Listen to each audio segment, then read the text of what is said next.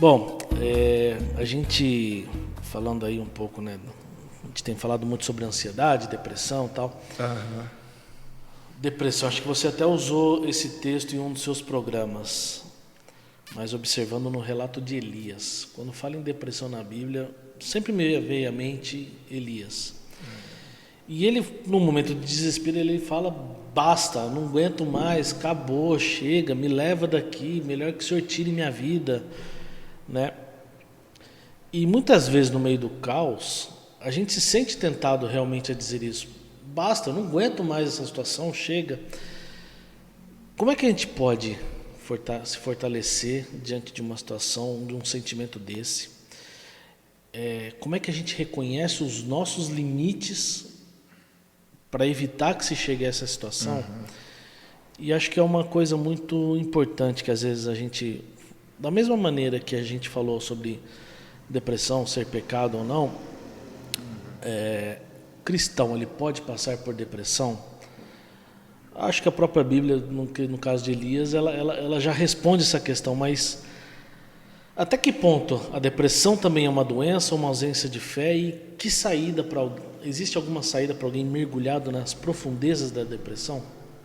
Tem saída. Esse é um dos melhores textos de 1 Reis, da Bíblia inteira, falando sobre depressão. Foi um texto que me trouxe consolo e me encorajou em momentos difíceis da minha vida.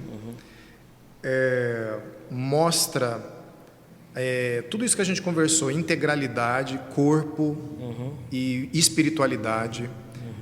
Mostra o papel de Deus na vida de Elias e mostra como um campeão da fé também pode se abater. Sim. A gente não vê isso em Paulo. O apóstolo Paulo naufraga no navio, leva chibatada e tudo mais. Ele bota janelas de que ele passou momentos de dificuldade, momentos de aflição, mas você sempre vê muito próximo dessas declarações um ensino teológico que trouxe saída para ele, né? Inclusive, esse é um conselho que eu ouvi de um pastor que me orientou no começo do ministério. Ele falou assim: sempre exponha suas fraquezas e seus pecados junto da graça. Se só for expor o seu pecado no meio da sua luta do pecado, as pessoas vão só enxergar você e os seus defeitos. Se você jogar a graça, ou seja, digamos assim, tive problemas no casamento, estava próximo de divorciar e vivemos isso, identificação. Mas Deus agiu com graça e aí nós superamos isso e hoje nós estamos bem, graça. Então você provê as duas coisas. Cara, Elias, ele tinha saído de uma sequência de episódios extraordinários de vitória. Sim. Isso mostra que ninguém é capaz nem de suportar uma sequência de derrotas sozinho, nem uma sequência de vitórias sozinho.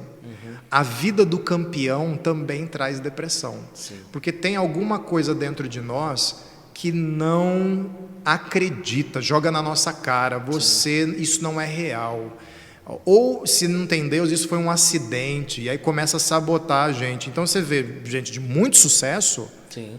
extremamente frágil, depressivo e tudo mais.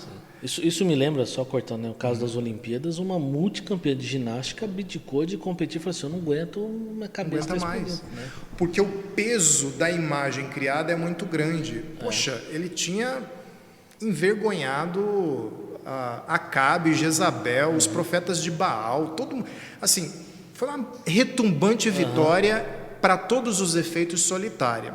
Quando a gente vê que ele vai para o deserto, ele deita debaixo de um arbusto grande ali, quase uma árvore, né? E ele busca dormir, ele está buscando fugir daquela vida. Porque isso demonstra que aquelas situações consecutivas de estresse, de picos de adrenalina, aquelas situações de grandes desafios cobraram preço dele. E que em algum momento, e a gente vai ver na abordagem de Deus para com Elias, em algum momento esse grande homem de Deus, que fez tudo isso com fé, se deixou enredar por uma narrativa do coração, que só tinha ele, só ele que estava sozinho na fidelidade, mas ao mesmo tempo a saúde mental e emocional de Elias estava tão abalada, que quando você pega ali, no princípio da depressão dele ali no deserto, ele faz uma declaração de que ele não é melhor que os seus antepassados e que ele deseja morrer. Que Deus o leve, que Deus o mate, porque ele não é... Peraí, se ele é o único fiel, mas ele não é melhor que os antepassados, que é uma referência dele dizendo, olha, os pecados do teu povo, esse povo que se divorciou de ti, que se afastou de ti, que preferiu outros deuses, eu não sou melhor que eles. Então havia uma bagunça ali dentro de Elias. Sim. Então, apesar dele conceber Deus, dele ter feito tudo por fé em Deus, considerando Deus, em algum momento ele deixou que o peso dessas lutas se caísse sobre ele, ali dentro dele, enquanto ele era campeão, enquanto ele era vitorioso. É aquele pastor muito usado por Deus, por exemplo, que a gente vê de vez em quando, né? Nossa, que pregação fiel, que pregação poderosa, que ministério que abençoa tanta gente. Lá na frente, fulano caiu em burnout, caiu em depressão. Como? Não é mais um homem de... A gente vai para os extremos. Não é mais um homem de Deus? É um falso profeta? Não necessariamente. É alguém que em algum momento a narrativa do coração, parte dela, envenenou a perspectiva dele. Ali a posição humana, caída, frágil de Elias, que se deixou transparecer, como todos nós temos. Aí eu citei o apóstolo Paulo, né? O apóstolo Paulo, mesmo que diz que ele era um modelo a ser seguido, porque ele seguia a Cristo, né? Ele tentava imitar a Cristo, então me imitem. O mesmo que eu falei, elogiei, dizendo, nossa, ele apresenta uma luta, mas ele se considerava o maior pecador de todos. E é dele aquela famosa declaração de que o mal que ele não queria fazer, ele faz, bem que ele queria fazer, ele não faz, e o mal que ele não queria fazer, esse sim ele faz. O que suscita curiosidade na nossa cabeça, porque ele está falando de um tempo presente, não está falando do passado curado pela graça. Então você fica pensando assim, que raio de coisa é essa que causa tanta vergonha a Paulo, e ele dizendo, e não é assim, eu sinto, eu vislumbro, o que ele faz que não deveria fazer. Então, ali a declaração está mais próxima de, surge um pecado, ele não está falando, surgiu um pecado no meu coração e eu driblei ele. Surgiu um pecado no meu coração e de forma recorrente eu não consigo dominá-lo, ou me vejo, fachos desse pecado vão saindo de mim. Nunca saberemos, mas a gente sabe que um campeão da fé tem esse drama. Então a gente vê primeiro que os pensamentos e as emoções de Elias estavam uma bagunça. E ele passa a ter desejos de morte. Então, se a gente tem desejos de morte é diferente de desejo de se matar. Desejo de morte é quando eu olho ao redor da minha vida, não há esperança em mim, não sou melhor do que os meus antecessores, não há nada em mim que me tire dessa, eu perco a esperança no meu entorno, Jezabel está bufando de raiva, vai querer me matar, aliás, isso é o gatilho para ele, né? Ela declara que ele caça agora, recompensa a quem capturar Elias. O homem que viu livramento se deixa enredar por uma ameaça de uma mulher num palácio. Mas ali funciona como gatilho, a gota d'água. É aquela hora onde a gente olha para uma pessoa e pensa assim, por que essa pessoa teve esse piripaque por uma coisinha? Não, foi uma avalanche de coisas, e essa só foi a gota d'água. E ele foge. Então, externamente, ele procura fugir. Quando ele está no deserto, estou longe do problema, ele descobre que ele não fugiu do problema, ele ainda se sente mal com aquilo. Ele avalia a si mesmo e eu não sou melhor do que os meus antecessores. O que resta? Desejo de morrer. Exato. Eu já tive desejo de morrer? Já. Eu estou livre do desejo de morrer? Não. E o desejo de morrer apareceu em alguns momentos muito semelhantes a esse de Elias. não encontro saída ou esperança nessa vida, só resta a morte. Então, tomara que minha vida acabe, sei lá, seja atropelado por um ônibus, alguma coisa. E eu me lembro que depois que eu tive os meus filhos, e depois que eu me casei, eu passei a ter um concorrente para isso, bem egoísta.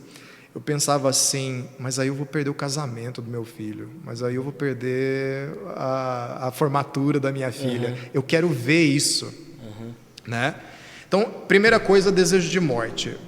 Você passa, o seu espaço de esperança, ele fica cada vez mais curto e chega um momento em que é aquele momento em que o pessoal fala de terapia, não adianta.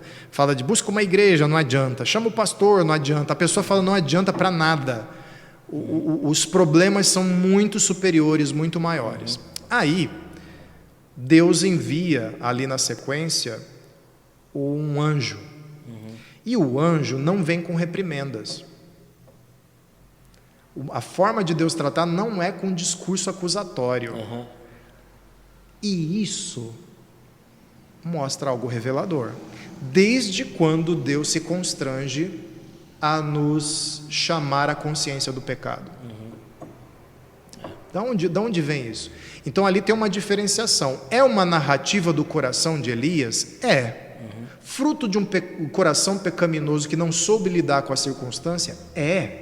Só que não era fruto de um homem comprometido com o pecado. É aquilo que na igreja a gente sempre ouve, né? Tem as pessoas que nós vivemos para Deus, mas ainda somos pecadores, e aqueles que vivem para o pecado, estão comprometidos com o pecado. Elias não era comprometido com o pecado, então faltava uma abordagem melhor.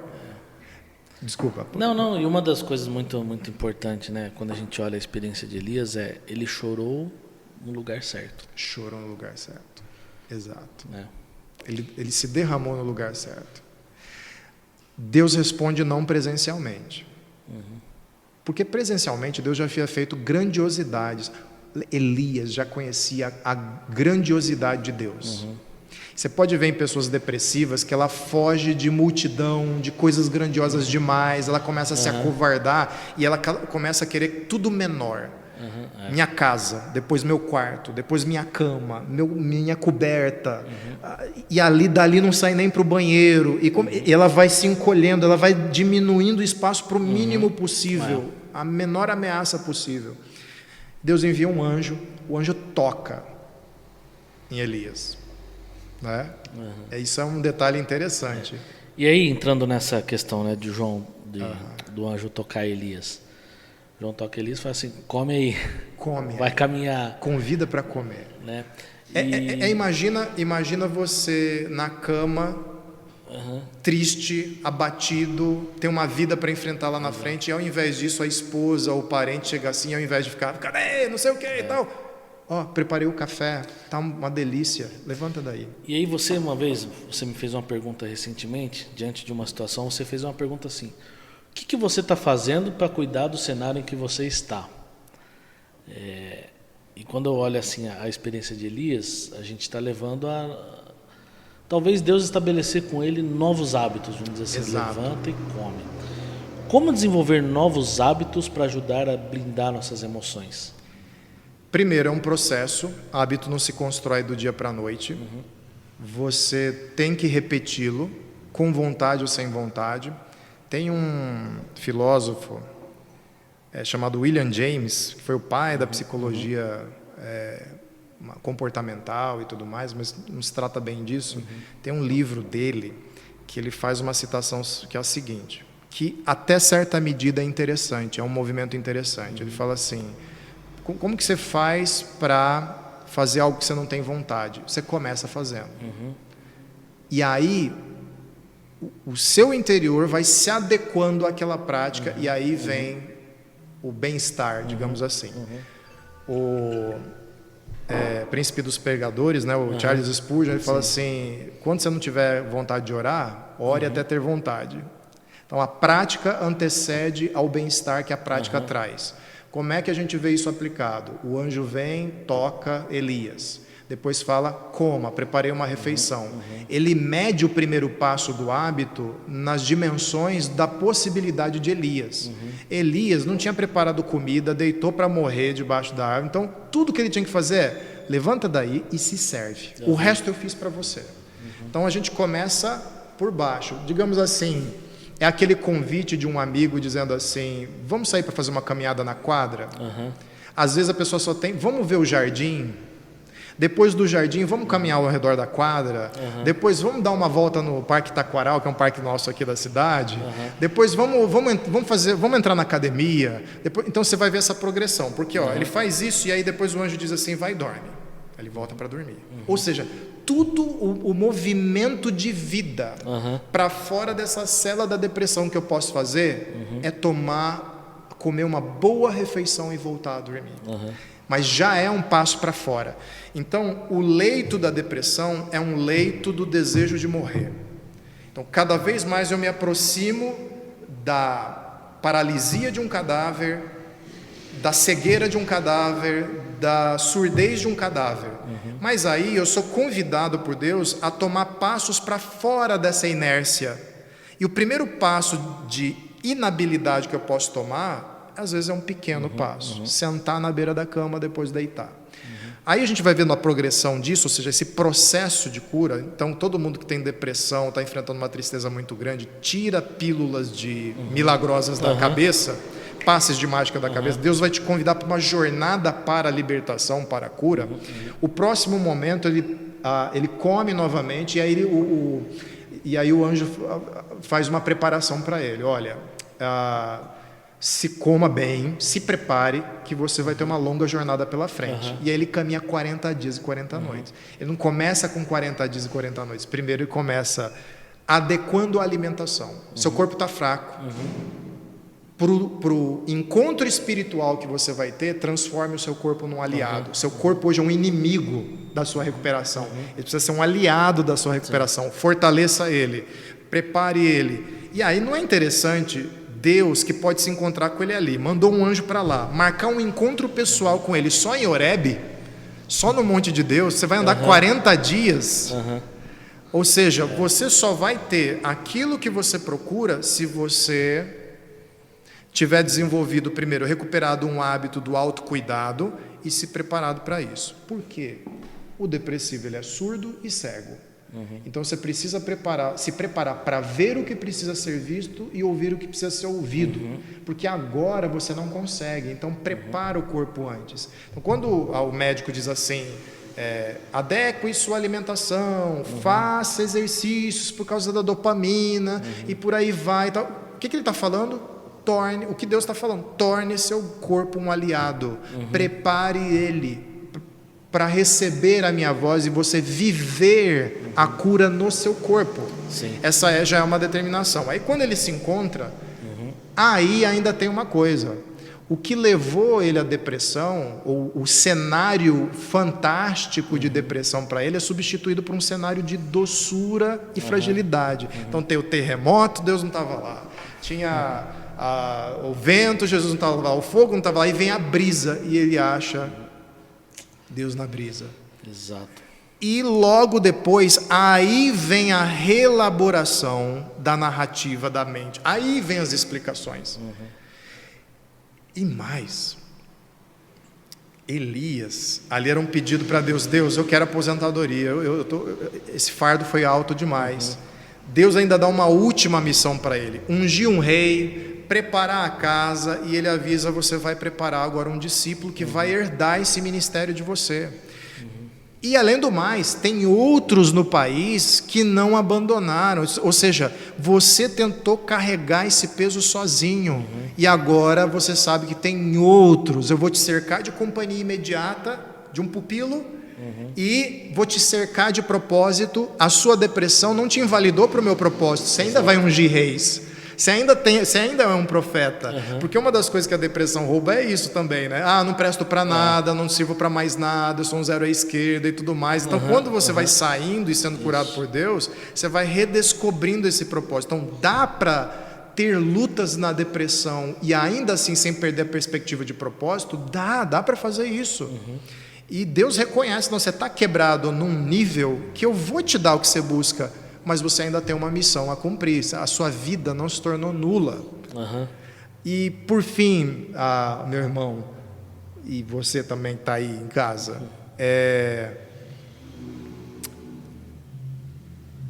por que você vai pegar pesado consigo mesmo e ser seu próprio juiz enquanto você está deprimido diante de Deus, se nem Deus tratou o depressivo Elias assim? Deus foi gentil, Deus não puxou ele da cama à força, Deus foi fazendo convites e acompanhando ele nesse processo. O depressivo, ele é muito empoderado de autojulgamento. Ao mesmo tempo que ele não quer as avaliações externas e às vezes nem de Deus, ele se torna um juiz muito duro consigo mesmo, a ponto de decretar, em última instância, querer decretar a própria morte, a própria punição. Deus não nos trata assim. Deus nos trata com gentileza. Então os outros têm que tratar com gentileza, sim, mas quem está deprimido, comece a se deixar levar pelo tratamento gentil, processual, passo a passo e com hábitos. O hábito vai te acostumando para a vida fora da cela da depressão. É o prisioneiro que passou 30 anos preso, ele sai, o brilho do sol queima os olhos dele, ele já não sabe como é que está a tecnologia, ele não sabe nem como é que está o sistema de empregos, e ele tem que retomar a vida aos poucos. Então quem está preso no cativeiro da depressão, bota um pé para fora, se alimenta bem e vai recebendo esse convite para fora da cela. Respeite o processo.